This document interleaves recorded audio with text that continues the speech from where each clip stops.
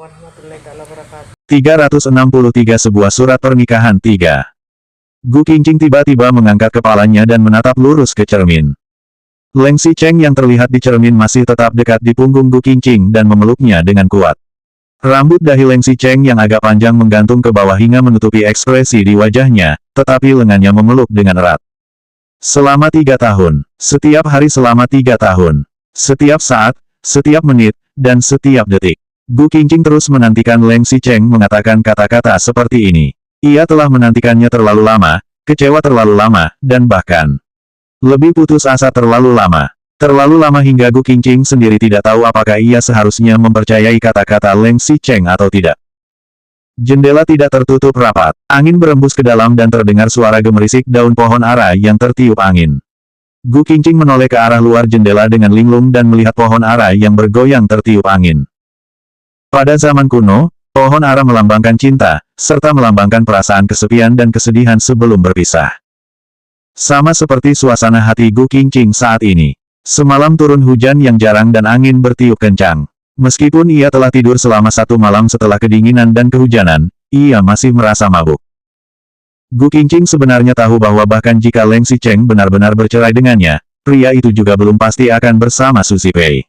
Leng Xicheng memiliki dendam serius terhadap perilaku pengkhianat keluarga Su. Su Zipei turut berkhianat dengan meninggalkan Leng Xicheng untuk pergi ke luar negeri saat ia berada dalam titik paling kesusahan. Bahkan jika Leng Xicheng sangat mencintainya, itu juga tidak akan menghilangkan dendam di dalam hati. Belum lagi, karir Su Zipei sedang melejit naik sekarang. Dilihat dari perkembangannya saat ini, seharusnya Su Zipei tidak akan setuju untuk menjadi seperti Gu Qingqing. Wanita itu tidak rela meninggalkan semua pekerjaannya dan tinggal di rumah untuk membantu suaminya membesarkan anak. Bahkan jika Su Zipei tidak bisa menikah, itu tidak mengubah bahwa Leng Xicheng mencintainya. Leng Xicheng membutuhkan seorang istri yang tidak memiliki keinginan untuk menjaga status dan mematuhi semua perkataannya. Ia membutuhkan istri yang mendukung semua kehidupan pribadi dan pekerjaannya tanpa keberatan sama sekali. Bahkan, ia lebih memerlukan istri dan ibu yang tidak memiliki niat untuk berkarir demi mendukung suami dan membesarkan anaknya. Su Zipei tidak memiliki semua ini. Leng Xicheng memilih Gu Qingqing, mungkin karena ayahnya yang secara tidak diduga mati di tangan Leng Xicheng. Mungkin karena rasa impulsif untuk membalas dendam kepada Su Zipei yang meninggalkannya pada saat itu. Terlebih lagi, akibat Gu Qingqing terus menahannya secara diam-diam selama bertahun-tahun. Tetapi, apakah semua ini yang Gu Qingqing inginkan? Pernikahan ini tidak melibatkan perasaan. Leng Xicheng hanya memiliki pilihan rasional yang dingin seperti es. Mungkin di saat yang cocok, Leng Xicheng masih akan memberi rahmat pada Gu Qingqing untuk mengandung seorang pewaris yang akan mewarisi keluarga Leng. Mungkin ia juga akan membiarkan Gu Qingqing terus memiliki kehormatan sebagai Nyonya Leng. Tetapi, mengapa Gu Qingqing tidak merasa senang sama sekali? Ia hanya merasa sedih, menghela napas tanpa daya, dan bahkan merasa bahwa dirinya menyedihkan dan begitu kasihan. Qingqing. Leng Xicheng mengangkat kepalanya dan melihat ke cermin. Gu Qingqing menoleh dan memandang ke arah pohon ara di luar jendela. Ada angin yang bertiup dan pohon ara itu mengeluarkan suara bergemerisik, seolah-olah sedang mengatakan sesuatu. Leng Xicheng mengidap penyakit autisme sejak kecil. Saat masih kecil, ibunya hanya mengajarinya tentang dendam dan kebencian dunia ini.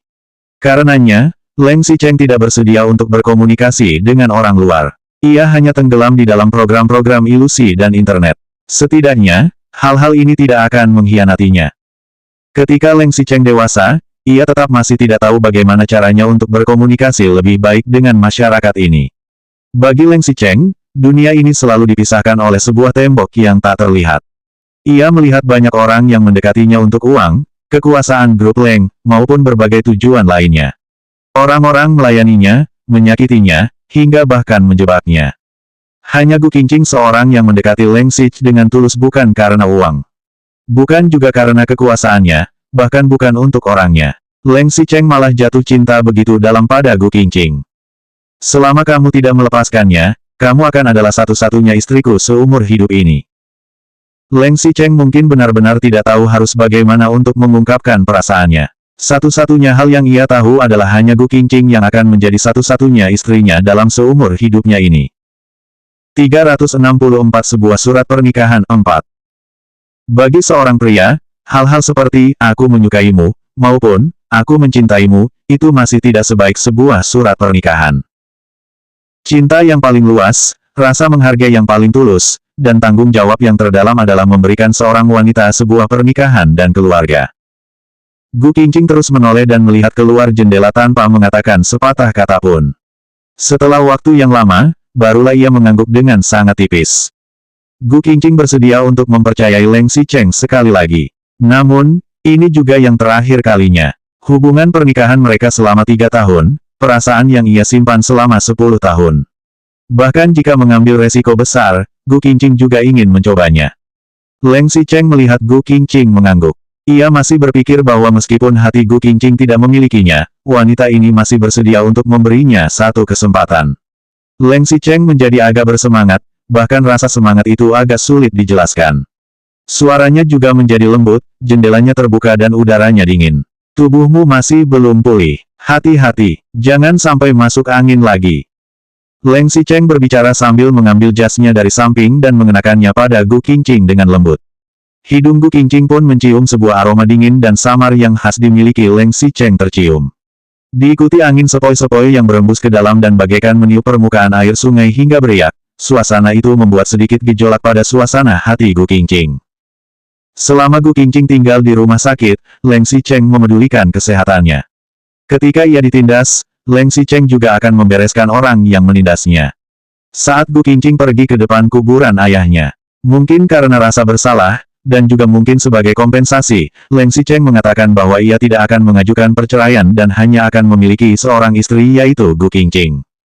Kamu istirahatlah dengan baik. Malam ini, aku akan tidur di ruang baca agar tidak mengganggumu, kata Leng Xicheng. Leng Xicheng telah bertanya kepada dokter. Karena Gu Qingqing baru saja keluar dari rumah sakit, tubuhnya masih perlu dirawat sekarang dan waktunya masih tidak tepat untuk kehamilan. Leng Xicheng telah membuang semua obat pencegah kehamilan dan juga tidak mempersiapkan kondom. Tetapi, mana mungkin Leng Xicheng bisa menahannya jika ia tidur di satu ruangan dengan Gu Qingqing. Jika ia tanpa sengaja kehilangan kendali dan benar-benar membuat Gu Qingqing hamil, wanita ini yang akan menderita. Leng Xicheng melihat samping wajah Gu Qingqing dan akhirnya tidak bisa menahan diri. Ia mendekati wanita itu dan mencium pipinya dengan lembut. Bibir lembut Leng Xicheng menempel di pipi Gu Qingqing dengan lembut dan hanya bergerak dengan sedikit tekanan. Tetapi, kedua tangannya malah memeluk Gu Qingqing dengan erat dan semakin kuat, seolah-olah ingin menarik Gu Qingqing mendekat ke arahnya. Setelah sebuah ciuman ringan, Gu Qingqing jelas merasakan bahwa ada sepasang mata berwarna kuning yang tertuju pada pipinya dan menatapnya sejenak sebelum beralih dengan cepat. Setelah itu, bahkan tangan yang memeluknya pun dilepaskan. Kemudian, Leng Xicheng menegakkan tubuhnya dan perlahan-lahan pergi. Pria itu membawa aroma tubuhnya, kehangatan tubuhnya, dan segala sesuatu dari dirinya meninggalkan ruangan ini. Gu Qingqing mengangguk dengan kaku. Pandangannya tetap tertuju ke depan dan ia masih menatap pohon ara di luar jendela. Bagaimanapun, ia juga tidak pernah mendapatkan apapun. Jadi, ia tidak peduli jika kehilangan apapun. Gu Qingqing membiarkan dirinya menjadi keras kepala sekali lagi dan sebuah api cinta menyala dengan lemah di dalam hatinya. Keesokan harinya, Gu Qingqing yang sudah tidak bekerja selama 2 hari pun akhirnya memanfaatkan kesempatan. Begitu Leng Xicheng berangkat ke kantor grup Leng, ia memutuskan untuk bekerja dan berangkat ke Suyi. Begitu Gu Qingqing sampai di Suyi, Zhang Yuxi adalah orang pertama yang datang menyambutnya dengan pertanyaan, "Aku dengar kamu sakit. Apakah kamu baik-baik saja?" "Aku tidak apa-apa," jawab Gu Qingqing sambil menggelengkan kepalanya. Kebetulan Lin Zuyi juga baru sampai di perusahaan. Ia melirik Gu Qingqing beberapa kali dengan senyuman dan bertanya, "Apakah kamu sudah sembuh?" "Sudah sembuh. Terima kasih, Presiden Lin." Gu Qingqing segera memberi hormat. Ia telah meminta cuti selama 2 hari dan Lin Zuyi tidak menghukumnya. Ia sendiri jelas merasa malu dan sungkan. Ngomong-ngomong, grup Leng di sana juga masih belum memberikan kabar. Bintang iklan laki-lakinya masih belum terpilih. Kita akan menunggu dulu, Lin Zuyi memberitahu. Calon bintang laki-laki yang hendak dipilih ternyata terlibat dalam penyalahgunaan narkoba dan barusan ditangkap. Baru-baru ini, Leng Xicheng sedang terus mencari kandidat yang lebih baik. Bintang iklan laki-laki, siapa itu? Selanjutnya bab 365 sebuah surat pernikahan 5.